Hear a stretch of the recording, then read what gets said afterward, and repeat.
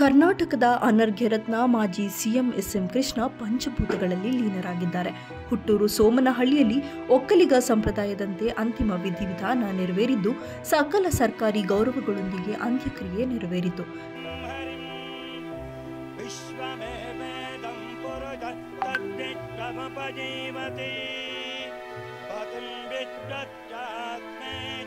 ಕಳೆದ 60 ವರ್ಷದಿಂದ ಯಶಸ್ಸಿನ ರಾಜಕೀಯ ಜೀವನ ನಡೆಸಿದ್ದ ಎಸ್.ಎಂ. ಕೃಷ್ಣ ಮರಳಿ ಬಾರದ ಊರಿಗೆ ಶಾಶ್ವತವಾಗಿ ಪ್ರಯಾಣವನ್ನ ಬೆಳೆಸಿದರು.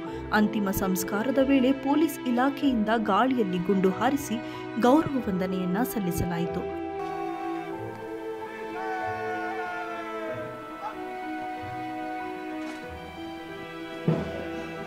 ಎಸ್.ಎಂ. ಕೃಷ್ಣ ಅವರ ಮೃತದೇಹಕ್ಕೆ ಸಹೋದರನ ಪುತ್ರ ಗುರುಚರಣ್, ಮೊಮ್ಮಗ ಅಮರ್ತ್ಯ ಹೆಗ್ಡೆ ಚಿತೆಗೆ ಅಗ್ನಿಸ್ಪರ್ಶವನ್ನ ಮಾಡಿದರು.